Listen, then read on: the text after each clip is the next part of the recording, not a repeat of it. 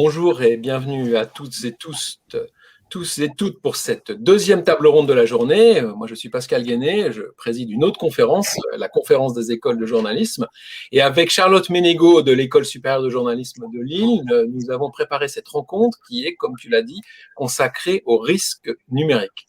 Alors, c'est un sujet qui est évidemment extrêmement vaste, car aux risques classiques, et notamment les risques du terrain, c'est ceux qui ont été évoqués lors de la table ronde précédente, se sont ajoutés des nouveaux risques qui sont liés et qui sont nés d'ailleurs avec le numérique.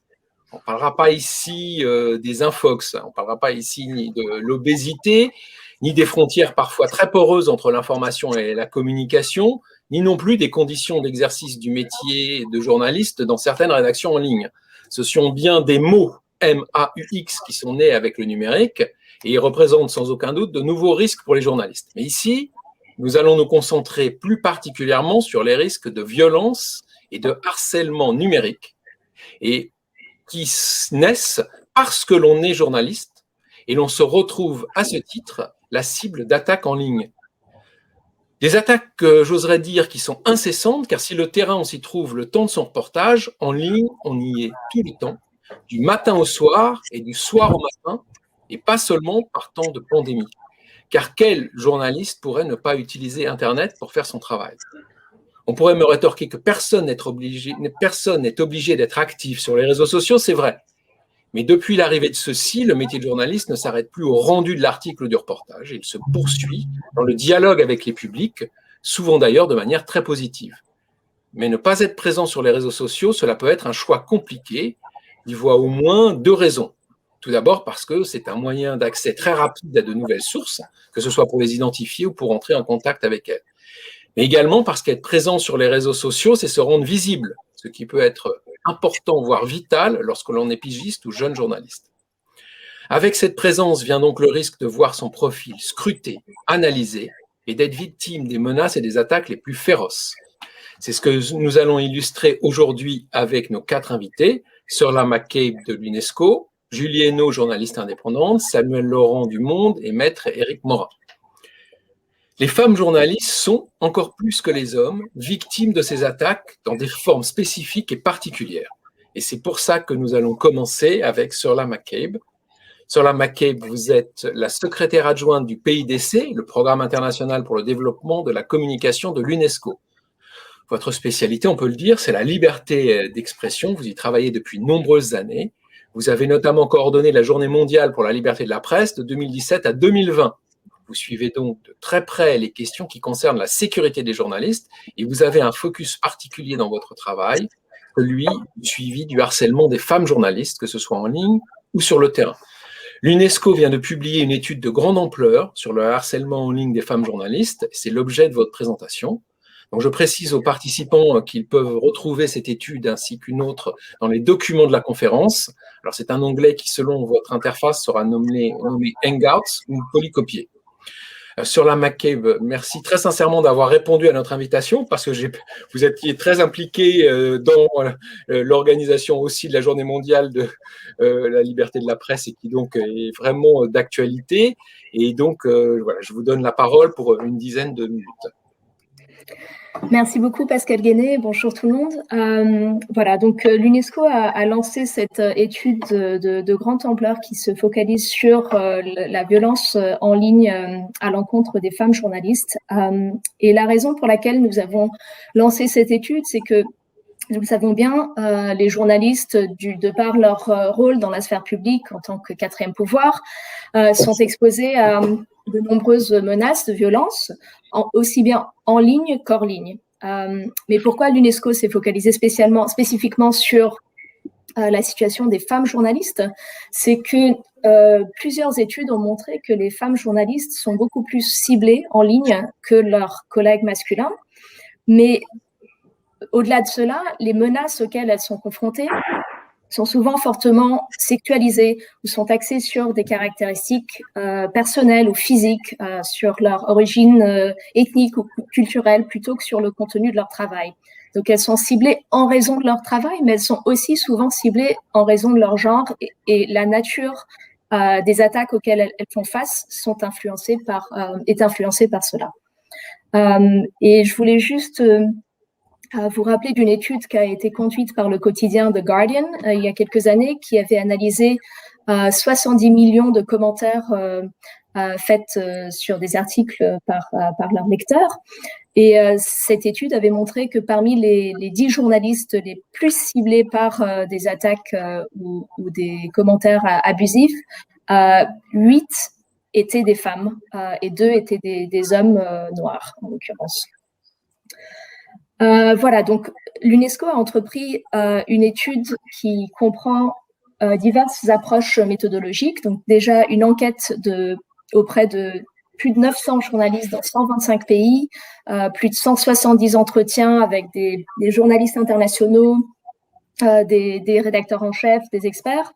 2 études de cas sur le cas de Maria Ressa et de Carol Cadwalader, 2 journalistes reconnus, analysant plus de 2,5 millions de messages qu'elles avaient reçus sur les réseaux sociaux, 15 études de cas de pays, et notamment surtout des pays du Sud, parce que nous avons vu que une grande partie de la recherche qui a été effectuée jusqu'à ce jour sur la question du harcèlement en ligne est concentrée sur l'Europe ou sur l'Amérique du Nord, mais il y avait beaucoup moins d'études sur les pays de l'hémisphère sud. Donc, nous avons essayé de combler un peu cette lacune.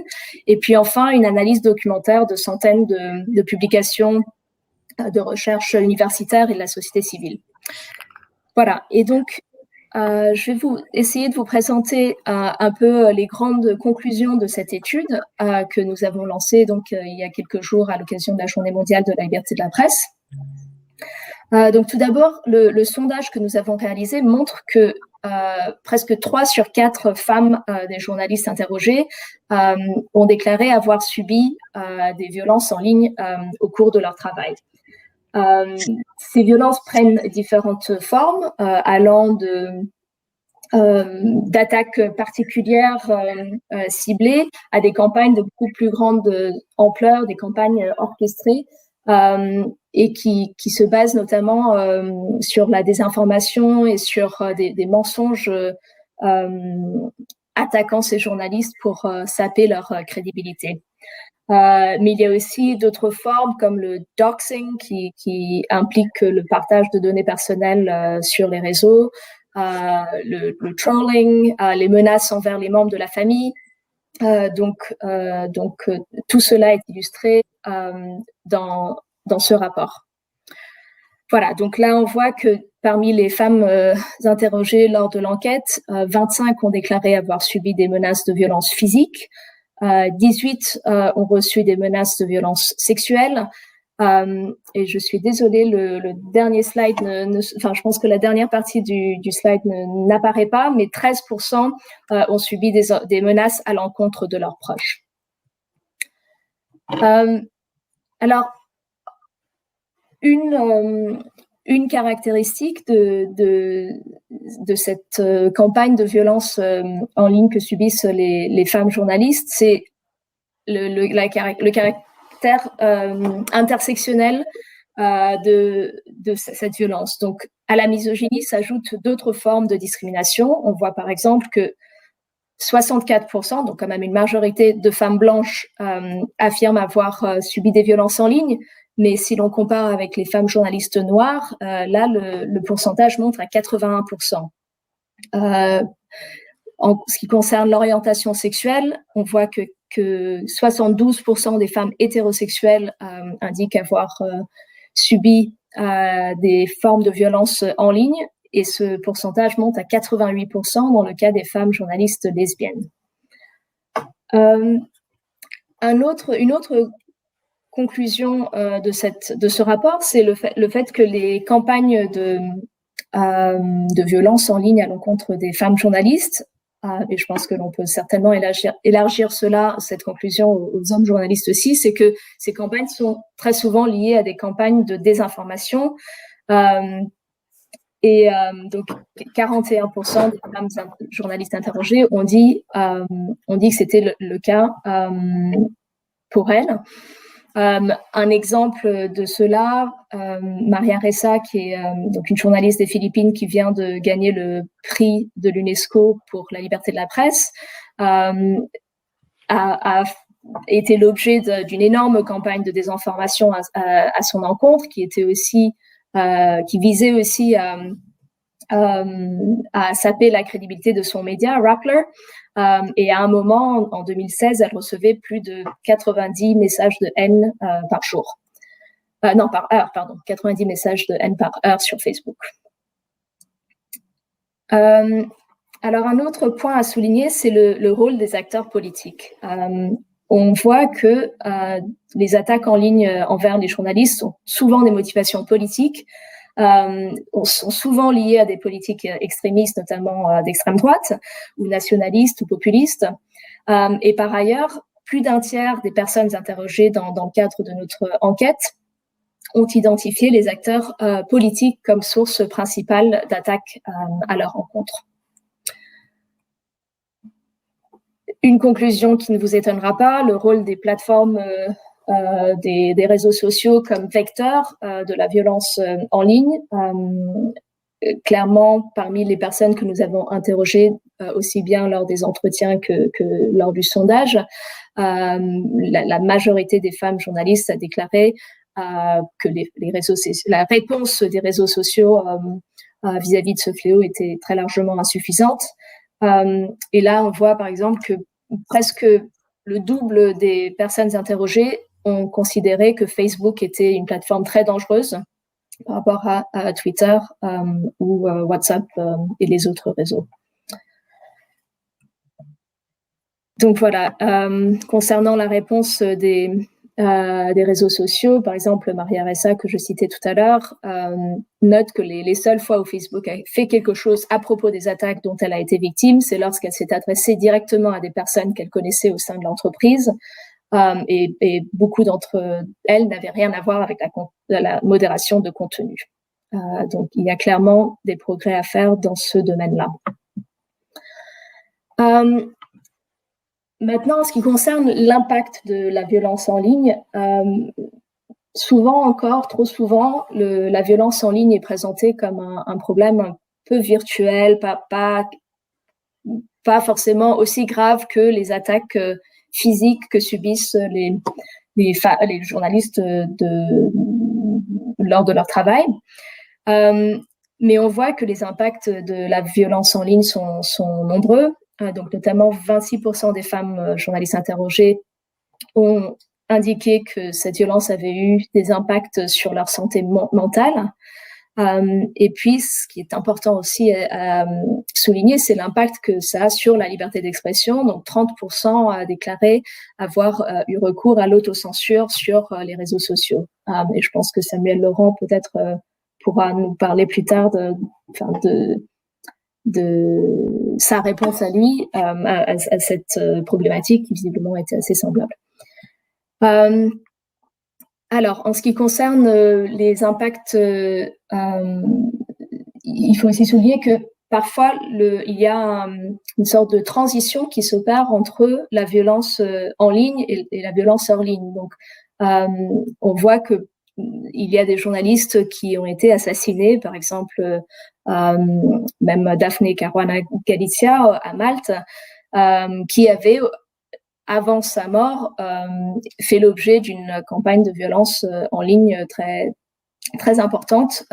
Et donc, 20% des femmes journalistes interrogées lors de notre enquête a déclaré avoir subi des attaques qui leur semblaient être en lien avec les attaques en ligne qu'elles subissaient. Donc, je pense que le PowerPoint ne s'affiche pas correctement, c'est pas grave, je vais passer à la suivante. En ce qui concerne les réponses, donc, je pense que ce qui est très clair, ce qui ressort clairement de notre étude, c'est que les réponses sont inadaptées, que elle nécessite vraiment l'implication d'un différent nombre d'acteurs, que ce soit les réseaux sociaux, mais aussi les médias eux-mêmes, les autorités nationales, les autorités juridiques, Donc, mais le grand fautif, d'après ce qui est ressorti en tout cas de l'étude et de nos entretiens avec tous ces journalistes, c'est que les grandes plateformes restent vraiment trop inactives vis-à-vis de ce problème. On voit par exemple dans le cas de l'étude sur Carol Cadwalader, donc cette journaliste britannique qui a subi de multiples attaques en ligne, que sur les 7700 auteurs de tweets qui avaient été manifestement violents à son égard, près des 3/4 d'eux avaient encore des comptes actifs. Ensuite, les organes de presse ont également du mal à réagir efficacement. Donc, on voit ici, par exemple, que 25% des personnes qui avaient participé à l'enquête disent avoir signalé la violence en ligne à leur employeur, mais dans 10% des cas, ce signalement, donc 10%, donc près de la moitié de ces cas est resté sans suite, et 9% ont reçu comme conseil de se blinder ou de s'endurcir. Donc clairement des réponses inappropriées. Je pense qu'il me reste assez peu de temps, donc je vais vraiment vite conclure. Vous voyez là que seulement 11% des femmes journalistes qui avaient signalé subir des violences en ligne l'ont déclaré à la police, et 8% seulement ont engagé une action en justice. Dans la mesure où je pense que j'ai pris mes 10 minutes, je vais peut-être céder la parole aux autres intervenants, et puis peut-être que plus tard dans la discussion, nous pourrons revenir aux solutions qui peuvent être envisagées pour répondre à ce problème. Voilà, oui. Merci beaucoup. Bon, merci beaucoup. Juste une petite précision, puisque nous avons mis donc à disposition du public 2 documents, un qui s'appelle The Chilling et l'autre Violence en ligne à l'égard des femmes journalistes. Peut-être juste expliquer quelle est la nature de ces 2 documents que vous m'avez adressés et qui ont été mis à disposition. Merci beaucoup, Pascal. Oui, donc The Chilling, c'est l'étude que nous avons publiée il y a quelques jours, en anglais seulement pour l'instant, qui fournit les conclusions principales de cette étude que nous avons menée. Et la publication complète, qui sera très longue parce qu'il y a 15 études de cas de différents pays, etc., sera publiée fin juin. Mais là, vous trouverez déjà les conclusions principales de l'étude. Et par ailleurs, il y a un autre document que Pascal, vous avez mentionné. C'est un sondage, c'est le résultat de ce sondage. Et ce document-là existe en français également. Et par ailleurs, nous avons aussi lancé une campagne en ligne sur la violence, contre la violence à l'encontre des femmes journalistes, que vous trouverez, je pense, également dans ce dossier. Et sinon, vous trouverez en ligne sur le site de l'UNESCO #journalists2. Voilà, merci. Ok. Merci beaucoup à vous. Et puis effectivement, voilà, on a convenu de garder le moment d'échange pour la fin des interventions. Charlotte, je te laisse poursuivre. Et merci encore parce que c'était, je pense, un propos introductif tout à fait passionnant par rapport à la suite de nos interventions. Merci, Sarah. Là, c'était effectivement une étude édifiante, donc on y reviendra en deuxième partie. Donc là, on va voir avec Samuel Laurent un petit peu plus tard que le cyberharcèlement ne concerne pas que les femmes, effectivement. Mais comme l'enquête vient de le démontrer, le sexisme et la misogynie sont vraiment très forts dans ce domaine. Donc Julie Hainaut, vous êtes journaliste. Vous n'avez pas souhaité apparaître à l'écran pour des raisons qu'on peut comprendre, mais que vous allez nous expliquer. Donc, en préambule, je voudrais juste préciser que vous allez témoigner de votre expérience de cyberharcèlement, mais que vous avez souhaité ne pas être cantonné à ce rôle de témoin. Et en effet, ce qui nous intéresse effectivement beaucoup, c'est votre retour d'expérience, c'est l'analyse que vous avez pu faire, notamment sur les réactions de votre entourage face à ce problème, sur les failles d'un système qui permet d'en arriver là, mais aussi sur les suites judiciaires que vous avez menées et sur l'absence de réponse politique, par exemple. Donc, je vous laisse la parole et en tout cas, au nom de la CNMJ, je voudrais vraiment vous remercier d'être parmi nous aujourd'hui. Merci beaucoup, Charlotte. Bonjour à toutes et tous. Donc, effectivement, je n'ai pas de problème avec la caméra. J'ai plutôt un problème avec les caméras depuis le cyberharcèlement. Je ne sais pas si vous m'entendez bien. Alors, on n'entend pas très bien. Est-ce que vous pouvez peut-être parler plus près du micro? Oui, vous m'entendez là? Toujours pas. On entend. Je suis collée à mon ordinateur là. Je peux pas faire plus vraiment. Ok, merci. Je disais que j'ai vraiment pas de problème de caméra, mais avec les caméras, hein, depuis le cyberharcèlement, comme vous l'avez mentionné, Charlotte, ça laisse des stigmates. Donc pour me présenter, je suis donc journaliste pigiste et cyberharcelée depuis plus de 3 ans parce que j'ai fait mon job, hein, celui qui consiste à rapporter des faits, et aussi parce que je suis une femme. Ça a été ultra documenté, puis ça a été répété depuis ce matin en fait par tous les intervenants. Donc je vais passer sur la dimension misogyne et sexiste. Pour vous raconter un petit peu l'histoire en 2 mots, à l'époque, c'est en 2017, j'ai écrit un papier sur un bar qui vantait la période coloniale. Les patrons de bar recherchaient à retranscrire l'esprit colonial selon un esprit cool, où on savait recevoir, où il y avait du travail, où c'était génial, etc. Donc des propos qui m'ont évidemment choquée. Tout a été enregistré sur bande-son avec leur accord, et mon article a été un tollé sur les réseaux sociaux parce que, évidemment, beaucoup d'internautes pensent qu'il est plus acceptable de tenir ce genre de propos que de les dénoncer. Donc il y a eu beaucoup de trolls et je les sous-estime pas, mais en fait il suffit de pas leur répondre pour qu'ils se calment et qu'ils trouvent un autre sujet en fait. Il y a eu aussi et surtout des harceleurs néo-nazis. Donc il y a un site qui se déclare le site le plus raciste de la fachosphère, qui a publié toute une série d'articles sur moi avec des insultes, putain nègre hystérique, serpillère à foutre africain, enfin tout ce genre de trucs. Il y a des menaces de mort, des menaces de viol, des photos volées. Tout ça, c'était illustré par des photos et des vidéos d'esclaves enchaînés, d'Hitler, de Goebbels. Ça s'est traduit ensuite par des intimidations en bas de chez moi ou à des moments un peu clés, c'est-à-dire quand je devais donner une conférence à la fac ou je devais me rendre à une table ronde sur la haine en ligne.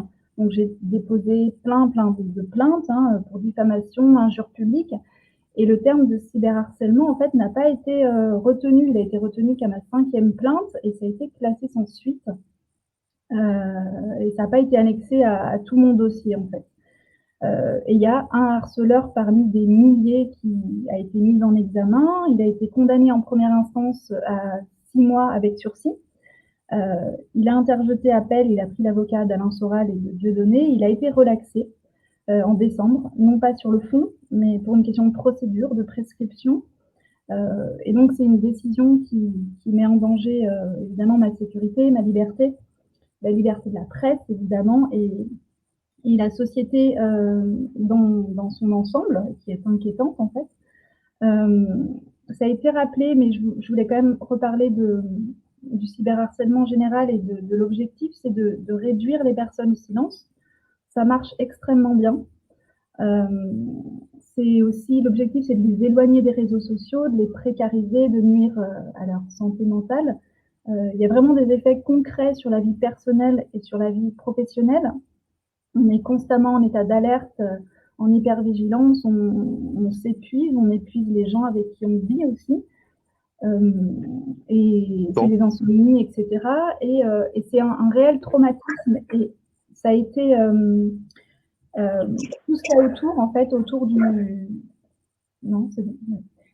Tout autour de ce traumatisme, en fait, il y a plein de conséquences qui sont tout aussi traumatisantes que le cyberharcèlement lui-même. Donc, c'est le stress post-traumatique, ça a été développé dans la carte blanche juste avant, le fait de développer du stress post-traumatique, ce qui sous-entend l'évitement, un phénomène de dissociation aussi. Et il y a aussi tout ce qu'il y a autour, c'est le victim blaming, c'est-à-dire toutes les personnes qui vous disent que vous l'avez cherché, qu'il faut éteindre son ordinateur, que c'est virtuel, que c'est pas réel, alors que c'est loin d'être virtuel, hein, c'est numérique, c'est quand même une différence très importante. J'ai aussi entendu, on a comparé des journalistes en fait qui avaient aussi vécu du cyberharcèlement. On m'a dit que j'avais pas réagi pareil, que je réagissais trop, que je prenais trop ça à cœur, comme s'il y avait une sorte d'échelle dans le cyberharcèlement, une sorte de gradation, alors que le cyberharcèlement, c'est par définition quelque chose de protéiforme. Et aussi, il y a Il y a quelque chose qui change en fait si on est pigiste ou si on est intégré à une rédaction. C'est-à-dire que si on a une rédaction derrière soi, on va évidemment pas vivre l'événement de la même façon. Moi, dans mon cas, j'étais pigiste. Ma rédaction en chef était aux abonnés absents pendant ces 3 années. Elle s'est murée dans le silence, ce qui n'aide pas du tout à vivre le cyberharcèlement. Je voulais aussi parler du traitement médiatique en fait et la réaction de certains journalistes et de notre profession qui n'a pas été sans conséquences. Alors évidemment, il y a eu une énorme vague de soutien. RSF et la SNJ se sont constitués partie civile au procès. J'ai été soutenue par de nombreux journalistes pendant la une, etc. Mais il y a eu des articles qui ont contribué à me discréditer de la part de notre profession quand même, ce qui est assez inquiétant. Je vous donne juste un petit exemple. Après le premier procès d'un de mes harceleurs, il y a le rédacteur chef d'un média qui a écrit un papier et qui a écrit une phrase assez problématique. La journaliste qui avait détruit un bar à Lyon, et non pas la journaliste menacée de viol et de mort qui a fait son tort. Hein. Et donc, ce qui est assez inquiétant, j'entends plein de bruit, je ne sais pas si c'est... Non, c'est bon. Vous m'entendez toujours? Non. Et en tant que journaliste, on a une responsabilité sociale et les mots qu'on choisit sont hyper importants. Voilà ce que je voulais dire. Et également, donc, j'ai été confrontée, comme Charlotte le disait, pendant 3 ans à une justice lente, à des personnes qui n'étaient pas toujours formées, pas toujours conscientes des enjeux, pas toujours conscientes des problématiques systémiques, pas toujours volontaires dans la lutte contre la haine en ligne. Et clairement, ça fatigue, mais en tout cas, ça apprend plein de choses parce que en observant ce petit monde, le milieu du journalisme notamment, on est clairement dans une profession qui a des pratiques et des réflexes sexistes. Ça a été déjà dit lors des autres tables rondes. Et à ce sujet, il y a une enquête qui est très importante de Lorel Descartes sur RSF sur ce sujet qui est paru le 8 mars. Je ne sais pas si tu pourrais peut-être la mettre dans le chat ensuite sur notre profession qui a des pratiques sexistes, ce qui n'aide pas à bien exercer son métier, évidemment. Et donc, j'ai aussi pu observer tout le petit monde de la justice, des métiers du droit, des avocats, des politiques. Il y a évidemment beaucoup de pratiques sexistes dans ces milieux, ce qui n'aide pas non plus à gérer le cyberharcèlement. Pour finir, je suis dans les temps, je me dépêche. Non, c'est parfait, Julie, mais je crois que Maître Morin a des problèmes de connexion et qu'on va lui donner la parole maintenant. Et on reviendra éventuellement ensuite, évidemment, sur ce que vous aviez prévu de dire. Mais Maître Morin… Bonjour, est-ce que vous m'entendez? Oui, on vous entend. On n'a pas de webcam pour vous voir, mais on vous entend très bien. Écoutez, vous aurez… On va vous donner la parole tout de suite, puisque je crois que la connexion n'est pas terrible. Je vous présente rapidement… J'en suis désolé, mais… Vous êtes un avocat pénaliste réputé et spécialisé dans le cyberharcèlement. Vous avez notamment défendu Julie Hainaut qu'on vient d'entendre. Et on vous remercie vraiment d'être présent, d'autant que vous avez une audience, je crois, bientôt là.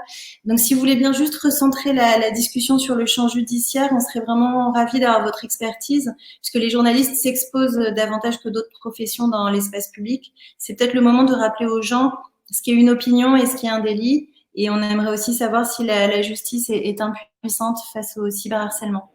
Donc voilà, on vous écoute. Merci beaucoup de votre invitation. Pardonnez ces problèmes techniques, mais en tout cas, j'ai entendu tout le monde depuis le début, donc même si on ne me voit pas, moi j'avais mes oreilles qui fonctionnaient.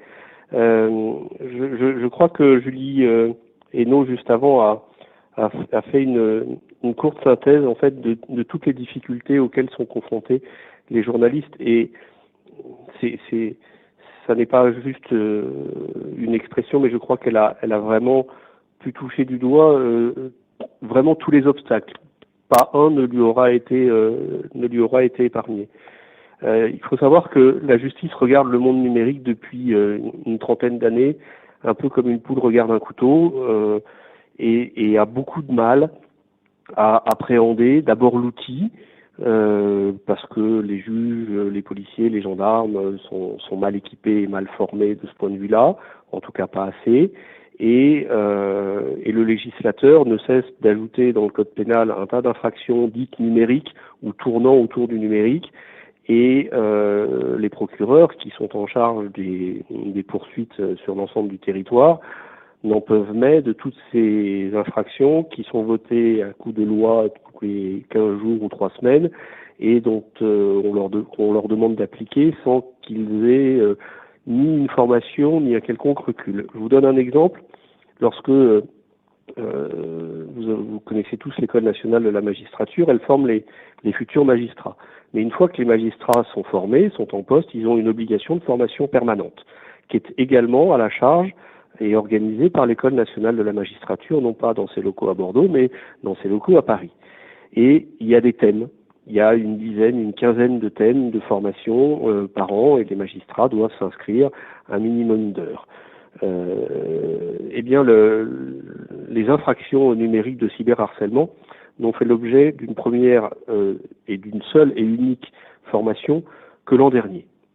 C'est dire que quand on lâche les futurs magistrats dans leur juridiction, on ne les a pas formés à ces infractions. Et ça n'est pas que, c'est toute la chaîne pénale. Les policiers, les gendarmes, qui sont le plus souvent les interlocuteurs des victimes, ont ce qu'on appelle une charge de TTR, c'est-à-dire de traitement en temps réel des infractions, et ce sont celles qui troublent immédiatement, gravement ou plus ou moins gravement l'ordre public. Ça va des accidents de la route, aux problèmes de stupéfiants, aux problèmes de violence et d'agression sexuelle. Et il y a comme une sorte de mur ou de plafond de verre qu'il faut percer de tout ce qui serait virtuel, parce que justement, il y a encore beaucoup trop dans l'état d'esprit des magistrats et de toute cette chaîne pénale le fait que ça n'est pas réel.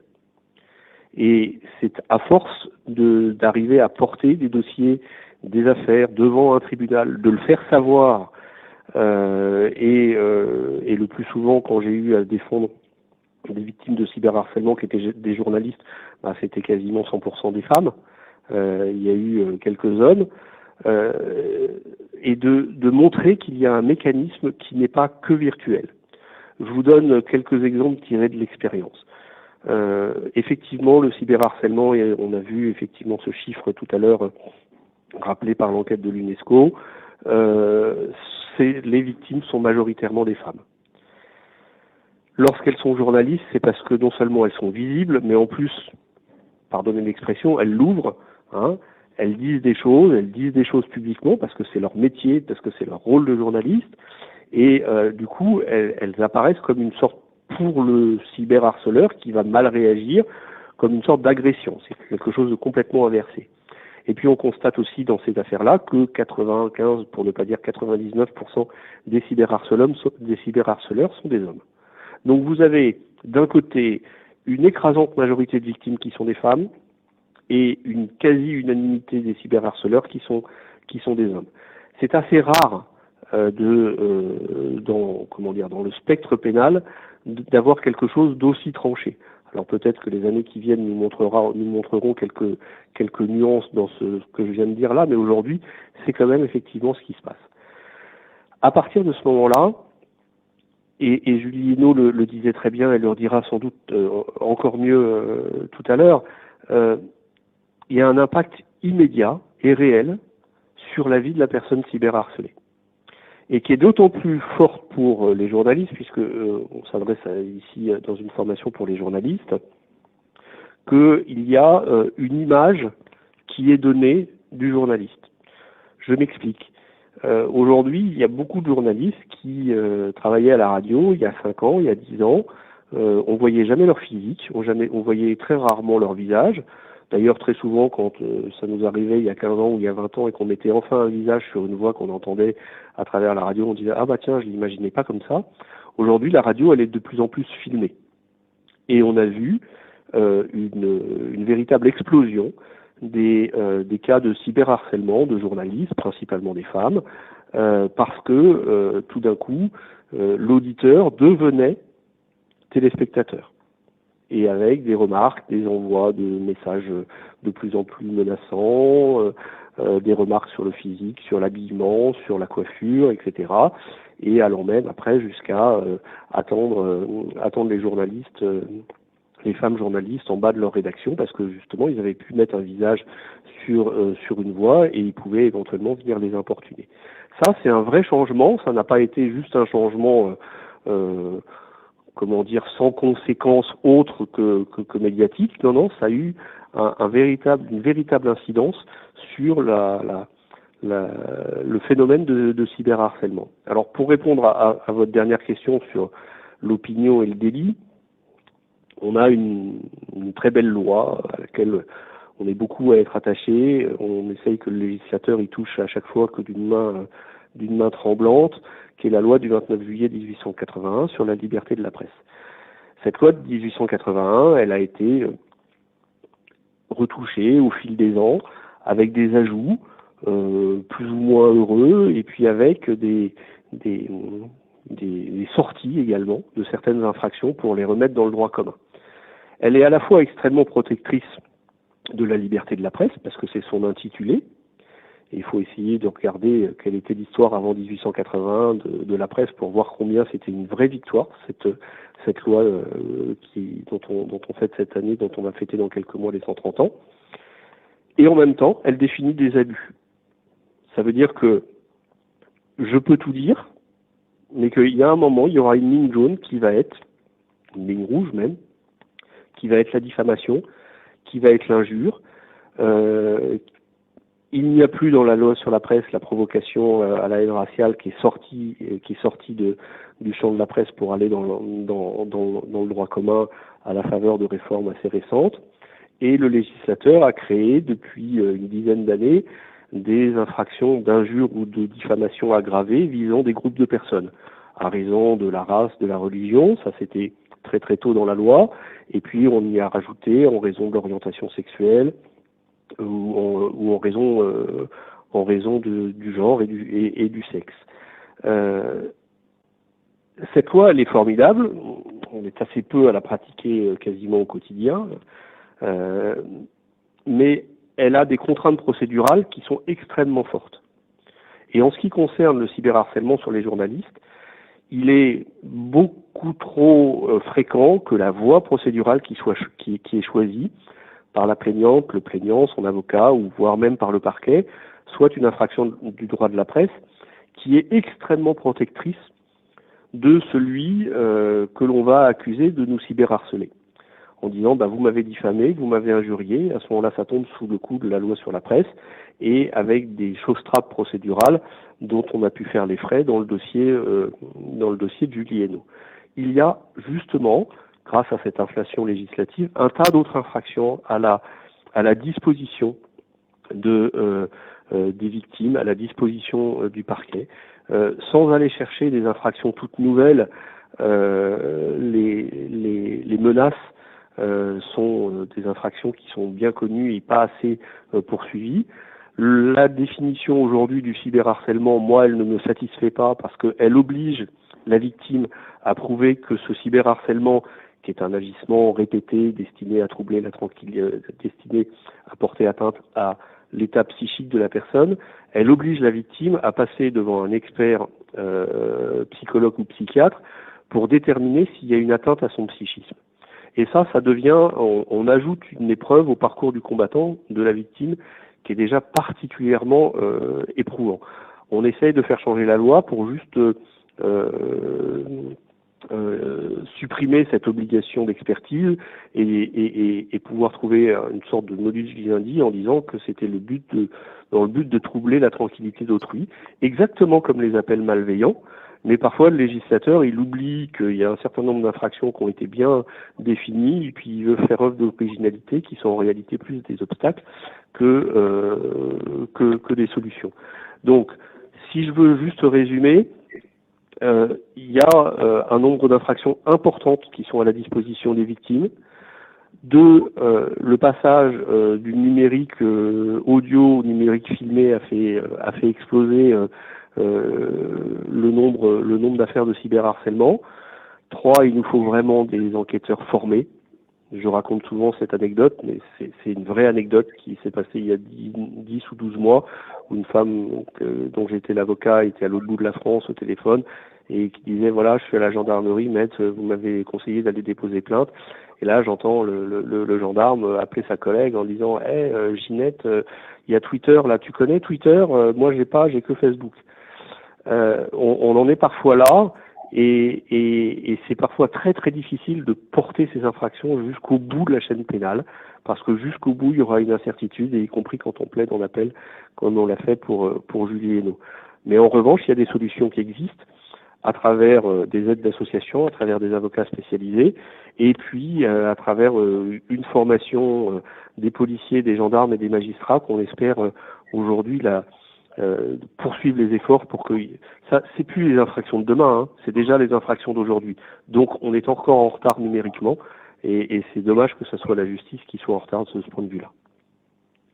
Merci beaucoup, Éric Morin. On va vous libérer. Peut-être juste une dernière chose, parce que vous l'avez un petit peu évoqué, mais que faire si un journaliste est victime de cyberharcèlement? Qu'est-ce qu'il doit faire? Quelle doit être sa démarche? Alors il doit faire 3 choses. Prévenir son employeur, parce que son employeur a une obligation de sécurité à son égard. Deuxièmement, faire des copies écran pour en garder mémoire, et si ça se passe en ligne, c'est-à-dire, prenons l'exemple sur Twitter, de ne pas faire seulement qu'une copie écran, mais également de relever l'adresse URL du message en question.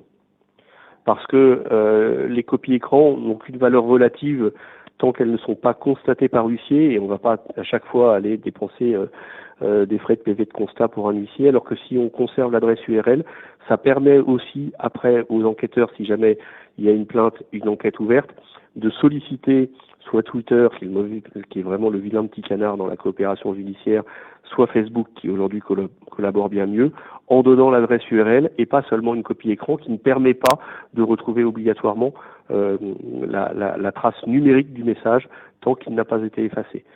Après, il y a aussi un petit truc à savoir, c'est que lorsque vous signalez des messages, ou sur Twitter, lorsque vous signalez des messages, ou lorsque vous signalez des comptes, si le titulaire du compte supprime lui-même son compte, Twitter est dans l'impossibilité technique de retrouver les messages en question. Donc il y a toujours aussi une sorte d'arbitrage à faire entre je le signale pas, je laisse le message en ligne, je laisse le compte pouvoir être utilisé parce que peut-être qu'il permettra d'être identifié.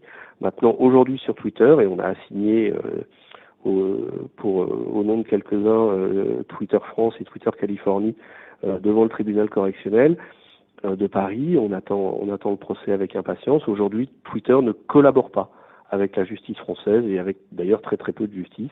Ils invoquent systématiquement le premier amendement américain, qui permet quand même aux États-Unis de pouvoir faire un salut nazi si vous avez envie, ou vous promenez déguisé en je ne sais quoi dans la rue.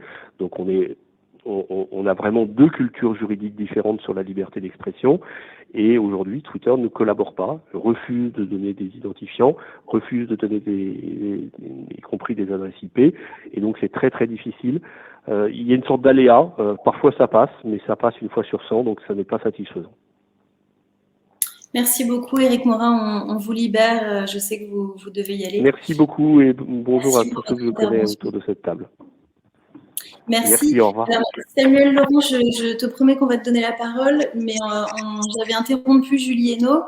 Je pense que Julie, vous avez peut-être des choses à dire pour compléter votre intervention de tout à l'heure. Et par ailleurs, on a aussi envie de savoir si ça coûte cher de porter plainte, parce que j'imagine que oui.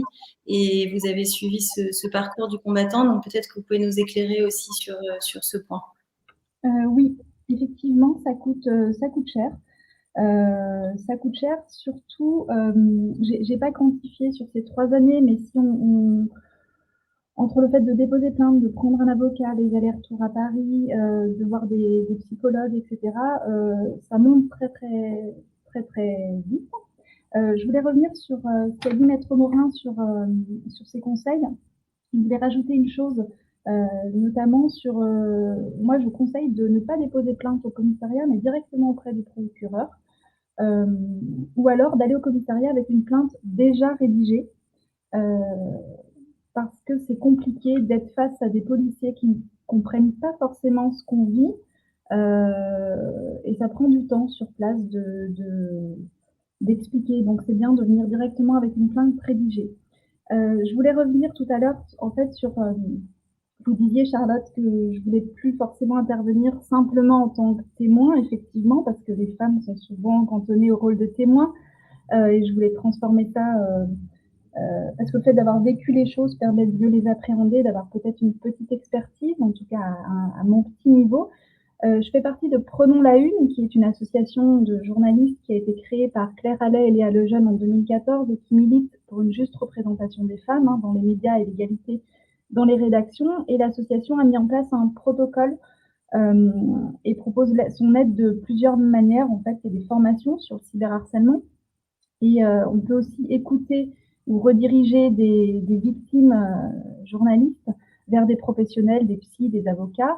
On peut prendre en main les réseaux sociaux de la journaliste ou du journaliste victime, faire des captures d'écran à sa place, etc. Et récemment, il y a une task force qui a été créée. Donc, c'est une équipe de journalistes formés qui est dispo en cas de campagne de cyberviolence, en fait, et qui ont été formés à la lutte contre le cyberharcèlement. Et également, une dernière chose, donc aujourd'hui, je suis en lien avec Google pour aider à ce que les plateformes puissent concevoir des produits plus protecteurs pour les personnes victimes de cyberharcèlement. Et à ce sujet, il y a un rapport très intéressant qui a été coécrit par Elodie Vial, qui est journaliste, donc un rapport pour PEN America. Et PEN America demande à ce que les journalistes soient associés au design des produits par les plateformes. Je ne vais pas détailler le rapport parce qu'on n'a pas le temps et je laisse la parole à Samuel Laurent. Voilà, merci. Merci beaucoup, Julie. Donc, Samuel, bienvenue. Et donc, vous êtes journaliste au Monde. Vous venez de sortir ce livre qui s'appelle « J'ai vu naître le monstre, Twitter va-t-il tuer la démocratie ?» dont je voudrais juste lire un petit passage en introduction, très rapide, qui est à la fin du livre. « Le harcèlement peut prendre la forme d'une vague, une déferlante violente qui emporte tout sur son passage.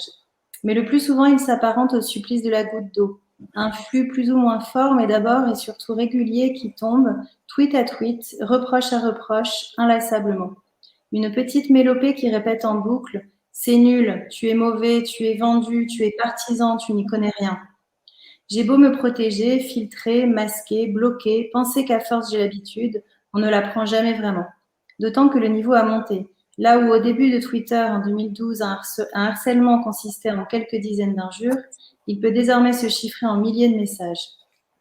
Voilà, c'était pour donner le ton. Donc Samuel, vous allez pouvoir nous dire si vous regrettez d'avoir nourri le monstre et comment vous avez décidé d'arrêter. Oui, alors je vais pas vous refaire tout le livre qui raconte un peu 10 ans. Effectivement, moi j'étais sur Twitter assez tôt. Je fais partie de cette génération de journalistes qui ont commencé un peu là-dessus et pour qui ça a été un tremplin professionnel. On va pas se mentir non plus à ce niveau-là. Mais je fais aussi partie de ceux qui en ont été victimes, sans doute parce que j'y étais très actif et très visible, sans doute aussi parce que je dirigeais un service de vérification factuelle et que fatalement quand vous vérifiez des informations et que vous donnez tort à des gens, en général ils sont pas ravis.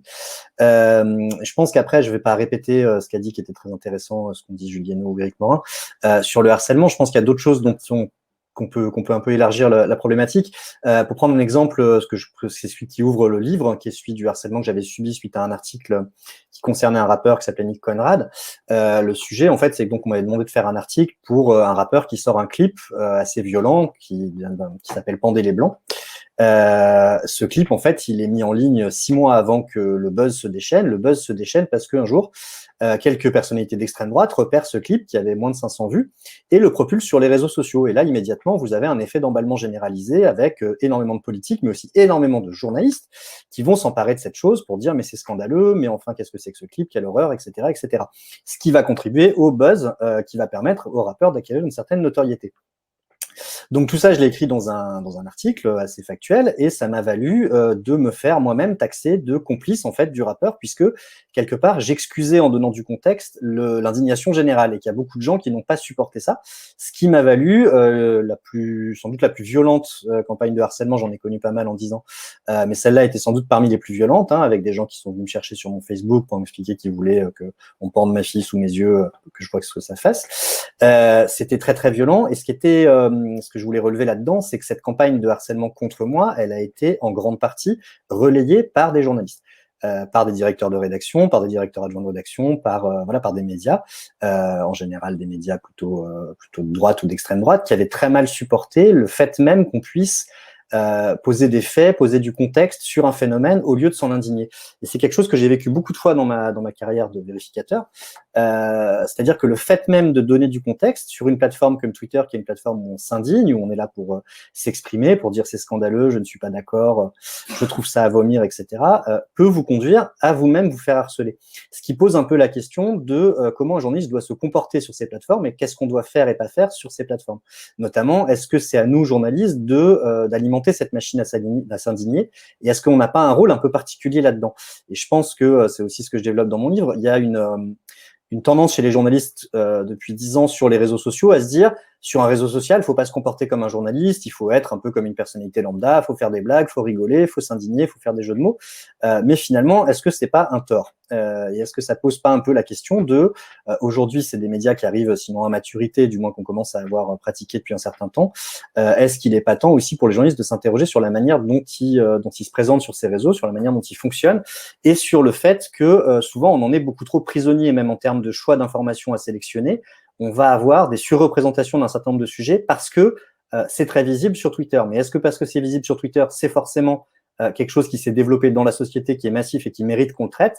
Ça pose aussi cette question-là. Les réseaux sociaux, c'est un outil formidable pour rentrer facilement en contact avec des gens, pour trouver des sujets, pour trouver des angles, pour voir un peu ce dont on parle. Mais c'est aussi piégeux parce que il y a des tas de gens qui savent très bien faire de l'activisme sur les réseaux et qui savent très bien surreprésenter un certain nombre de polémiques sur les réseaux, notamment l'extrême droite identitaire qui est très très forte à ça et qui l'est de plus en plus. Et j'ai l'impression que c'est une leçon qu'on n'arrive pas à apprendre collectivement en tant que journaliste, de se demander 2 secondes avant de parler de ce sujet, est-ce que vraiment, au-delà de Twitter, c'est quelque chose qui intéresse un public plus large que Twitter, qui n'est pas la France. Donc ça, c'était peut-être un premier point.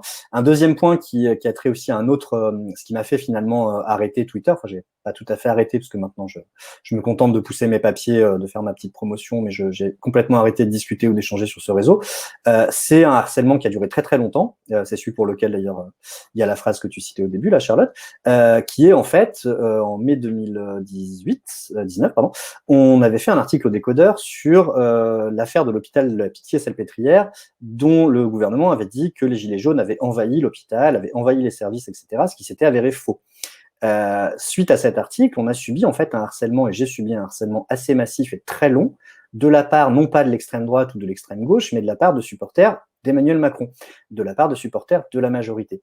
Et j'en s'est aperçu en enquêtant sur le sujet que en fait, il y avait une organisation de ces supporters, qu'il y avait en amont des groupes privés sur le réseau Telegram, sur lesquels ils se coordonnaient, ils se mettaient en branle avec des éléments de langage, avec vraiment des cibles désignées pour aller orchestrer ce qu'ils appellent la riposte, enfin qui n'est rien d'autre que du harcèlement, de manière coordonnée et organisée. Et ça pose cette autre question qui est celle un peu de la dichotomie du discours politique sur le harcèlement et sur le cyberharcèlement, qui est que d'un côté on va faire des lois pour dire le cyberharcèlement c'est mal, et que de l'autre côté, tous les partis politiques en France et le parti au pouvoir disposent de forces militantes qui sont organisées, encadrées, entraînées pour aller riposter, ce qui en pratique veut dire cyberharceler, même si évidemment ils vous menacent pas de mort, ça n'en reste pas moins du cyberharcèlement quand vous avez 500 personnes qui viennent vous dire que vous êtes nul, que votre article est nul et que vous êtes moche. À un moment donné, ça pose quand même cette question-là de cette espèce d'hypocrisie aujourd'hui, de légiférer sur le cyberharcèlement des journalistes et des gens en général, et à la fois d'entretenir des armées militantes qui sont formés là-dessus. Donc je pense que c'est 2 questions qui sont encore pendantes et ouvertes et qu'il faudrait aussi s'interroger à ce niveau-là, et s'interroger à ce niveau-là dans les états-majors politiques, parce qu'à un moment donné, on nourrit comme ça une bête et on nourrit un danger. Et on a bien vu aux États-Unis à quel point radicaliser des gens, les transformer en soldats numériques, ça pouvait aboutir à des effets de filtre et à des effets de les pousser dans une espèce de retranchement. Ou l'aboutissement, ce serait peut-être QAnon, quoi, et ce serait peut-être ces supporters qui sont tellement radicalisés qu'ils ont complètement perdu tout sens commun. Je pense que c'est une vraie question aussi aujourd'hui qu'on peut se poser.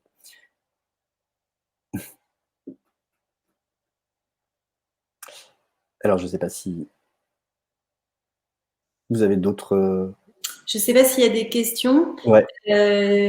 Sinon, tu l'as évoqué un peu rapidement, mais est-ce que c'est aux plateformes de modérer, de faire... Quel est le rôle des plateformes, en fait, dans ce... Je pense que là aussi, il y a une hypocrisie, c'est-à-dire que une plateforme comme Twitter, elle est conçue sur le principe que les gens viennent nombreux s'indigner sur des choses.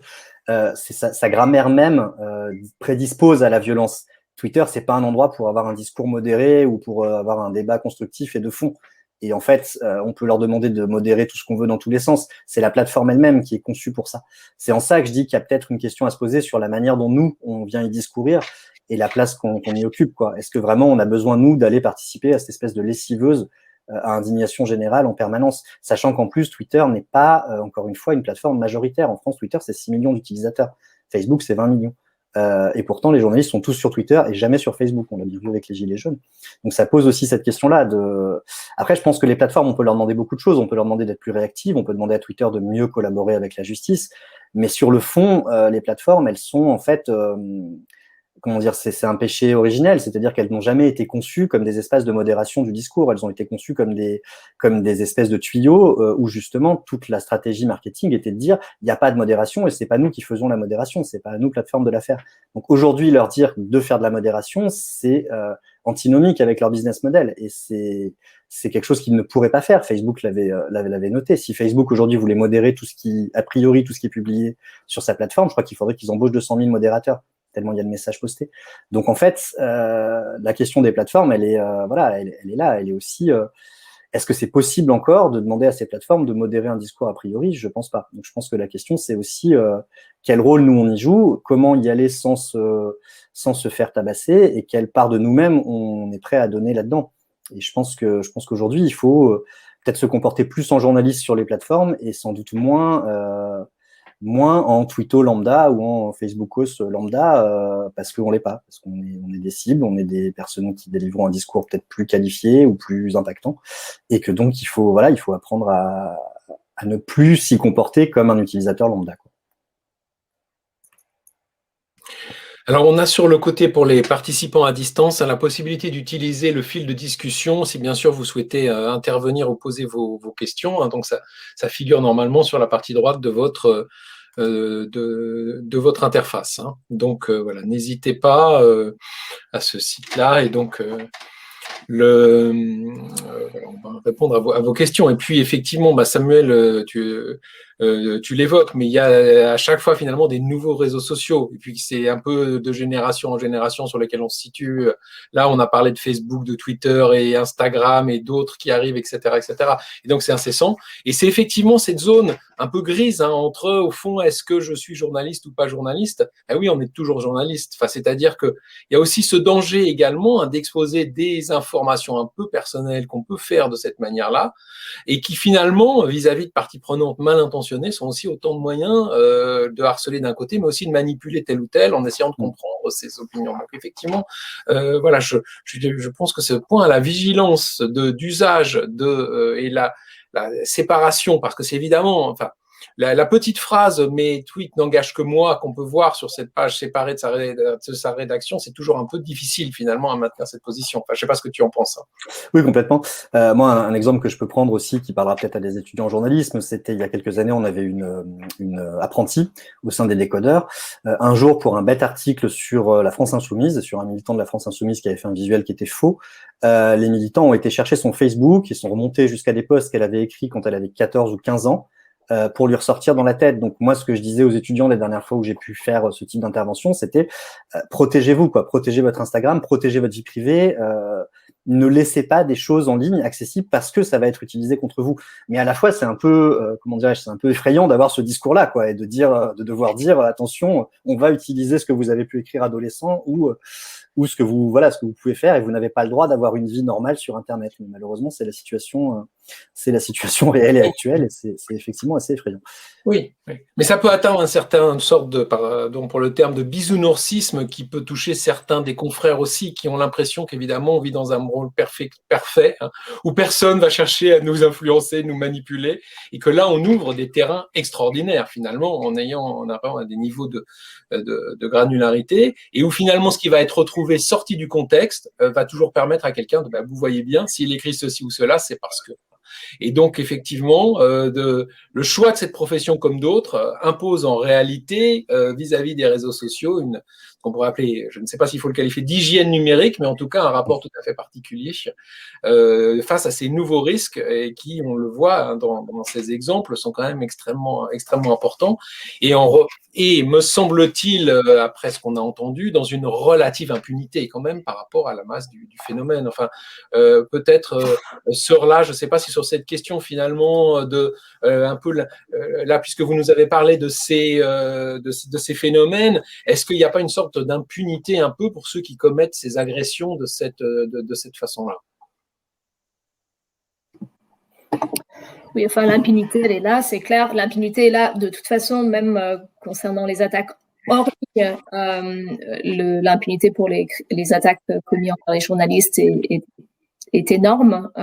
Si on regarde même juste les meurtres de journalistes, c'est 90% d'impunité selon les chiffres de l'UNESCO. Alors, en ligne, évidemment, s'ajoutent toutes les difficultés qui apparaissent pour enquêter sur et poursuivre les attaques qui sont commises en ligne, que ce soit le fait que beaucoup des auteurs de ces attaques sont anonymes, qu'ils sont parfois à l'étranger, que comme les autres intervenants l'ont souligné, souvent les autorités judiciaires et policières ne sont pas assez bien formées, ne sont pas sensibilisées à cette question, à la gravité de cette question. Donc, clairement, il y a beaucoup de progrès à faire ici. Et puis, en ce qui concerne le rôle des plateformes, des réseaux sociaux dans ce domaine, je suis complètement d'accord avec Samuel Laurent que les business models de ces réseaux sont basés sur leur algorithme contribue à diffuser ce genre d'informations. Il y a une étude de l'Institut de technologie du Massachusetts qui montre que les fausses informations se propagent 6 fois plus vite en ligne que les informations vérifiées. Donc, et en même temps, je pense qu'on ne peut pas abandonner l'idée que ces plateformes ont un rôle à jouer dans la modération et que quand des signalements, quand des attaques sont signalées, ces réseaux ont une responsabilité de répondre. Et je pense qu'un premier pas dans ce sens, c'est au moins d'assurer un niveau de transparence beaucoup plus élevé que ce qu'ils nous font actuellement sur la manière dont ils répondent à ces attaques. Nous, on est incapable d'obtenir des informations sur le nombre d'attaques qui leur sont signalées, sur le temps, sur le pourcentage de réponses ou d'attaques auxquelles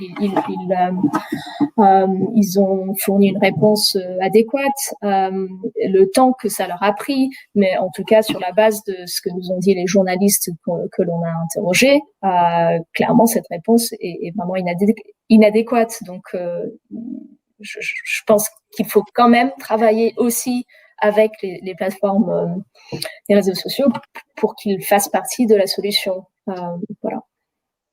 Je me demande juste, parce que alors là, vous avez parlé de 30% de journalistes qui s'autocensurent dans votre enquête. Est-ce que Samuel et Julie, vous avez l'impression de vous autocensurer dans la mesure où votre liberté d'expression est quand même réduite, puisque vous ne postez plus… Moi, j'ai arrêté de poster comme ça, moi, effectivement, il n'y a plus de souci. Donc oui, je ne sais pas si on peut parler d'autocensure. C'est un choix délibéré. Après, j'aurais pu faire le choix de continuer à m'en prendre plein la figure. C'est vrai qu'à un moment donné, je me suis dit stop. Je pense qu'un piège aussi, c'est que quelque part, quand vous passez des heures à vous engueuler sur Twitter avec des gens, vous travaillez pour Twitter, vous ne travaillez pas pour votre employeur. Ça pose aussi cette question-là. Et moi, très rapidement, dans ma pratique de Twitter, je me suis aperçu que c'était du travail. C'est-à-dire que c'est resté du plaisir 2-3 ans, et puis au bout d'un moment, c'était du travail. Et j'y allais pas forcément avec plaisir, parce que quand vous savez qu'en ouvrant le machin, vous allez avoir 50 personnes qui vous insultent, bon, ça perd un peu de son charme. Donc après, autocensure, ça pose un peu la question. Je vois qu'il y a une question dans les commentaires qui est intéressante sur les chartes des réseaux sociaux. C'est vrai qu'il y a des médias qui ont réagi comme ça. Le New York Times a mis une charte très contraignante à ses journalistes. Est-ce que c'est la bonne solution? Je ne sais pas, parce qu'effectivement, c'est une question de ligne éditoriale. Il ne s'agit pas de dire aucun journaliste n'a le droit de donner son avis en ligne ou de faire des blagues en ligne. Je pense que c'est effectivement à chaque média de définir ses règles et de définir ce que lui attendent ses journalistes ou pas. Ça dépend de la ligne éditoriale, ça dépend de qui vous êtes, de comment vous travaillez. Mais c'est vrai que voilà, que de toute façon, quand on est journaliste, je pense que sans s'auto-censurer, on peut pas avoir une pratique innocente, quoi. On peut pas se dire que ça n'aura pas de conséquences. Et nous, par ailleurs, il faut bien comprendre aussi qu'un journaliste qui va être très, très vindicatif dans sa manière d'être sur Twitter, ça va nécessairement rejaillir sur sa rédaction. Ça aussi, effectivement, comme vous le notiez, Pascal, c'est vrai que mes propos n'engagent que moi. C'est une phrase qu'on a tous, peut-être presque tous mis dans nos bios Twitter, qui n'a jamais eu aucun effet. Les gens s'en fichent complètement que vous écriviez ça. Vous êtes représentant d'un média, que vous le vouliez ou non. Et même si vous vous plaignez de, j'en sais rien, de la file d'attente dans la boulangerie, quelque part, voilà, vous utilisez un compte qui est assimilé à un média. Donc ça pose un peu cette question-là. Alors c'est effectivement c'est difficile du coup de parler de liberté d'expression ou de censure dans la mesure où on est dans un rôle professionnel et où alors il faudrait avoir un compte privé. Mais ça aussi, je connais des gens qui avaient 2 comptes, un pro, un perso. Ça change rien hein, quand les gens ont décidé de vous embêter, que vous l'ayez écrit sur votre compte perso ou pas, tout le monde s'en fiche, quoi. Oui, oui. Puis ça demande aussi de capter ces différences qui sont des subtilités que nous, on perçoit très bien qu'en tant qu'utilisateur, mais qui, pour la plupart des gens, évidemment, vont être quand même à un niveau de granularité difficile à comprendre, qu'on s'exprime dans un cadre ou dans un autre. Et c'est comme si on voulait afficher au monde qu'on serait complètement étanche entre la personne qu'on est dans sa vie privée et dans ce monde. Ça serait bien si on avait cette facilité-là, mais c'est pas si simple. Voilà. Alors, on a une contribution qui nous dit qu'on parle beaucoup des risques, mais pas d'une contribution d'Elie qui dit que on parle beaucoup des risques, mais que évidemment, voilà, l'idée c'est pas de rejeter, hein, bien entendu, Internet. Hein, et comme il le dit là, c'est quand même un outil surpuissant pour les journalistes qui nous a donné comme jamais des accès à des sources par rapport à vraiment tout ce qu'on pouvait faire auparavant. Hein. Et donc, effectivement, voilà, ça nous montre ça pose la question, bien entendu, de la formation, de la sensibilisation, et je dirais presque la formation permanente, entre guillemets, parce qu'à un moment donné, on va être familier de certains réseaux, et puis d'autres qu'on ne va pas utiliser. Donc, ça veut dire que sans cesse, voilà, il faut aussi se sensibiliser à ces éléments. Donc, je ne sais pas si nous avons d'autres contributions. Je pense qu'on a répondu à peu près au point. Alors, je précise juste, sans spoiler l'étude qui sera dévoilée cet après-midi, qui a été faite auprès des écoles de journalisme, que effectivement c'est un sujet de préoccupation dans l'ensemble des écoles, en fait, de former les étudiants à un usage professionnel des réseaux sociaux, à la sécurisation des données, la sécurisation des échanges. Dans toutes les écoles, effectivement, il y a des formations, donc pas spécifiquement au cyberharcèlement, mais il y a une école que tu connais bien, Pascal, qui va tester une formation de France Télévisions, clé en main, sur le cyberharcèlement et qui va expliquer ce qu'on fait si ça nous arrive, comment se prémunir, etc. Donc voilà, il y a plusieurs initiatives dans les écoles de journalisme pour sensibiliser les étudiants à ces questions. Voilà. Et puis pour faire une deuxième, appuyer ton incitation à participer à cette table ronde, on aura aussi la parole des étudiants puisque des étudiantes ont réalisé auprès de leurs camarades des différents établissements, des 14 écoles, une enquête très intéressante sur la perception que eux et elles ont de la manière dont ils sont formés par nous à ces questions. Donc vraiment, je vous encourage à écouter, soit en direct, soit en replay, c'est les résultats de ces 2 études.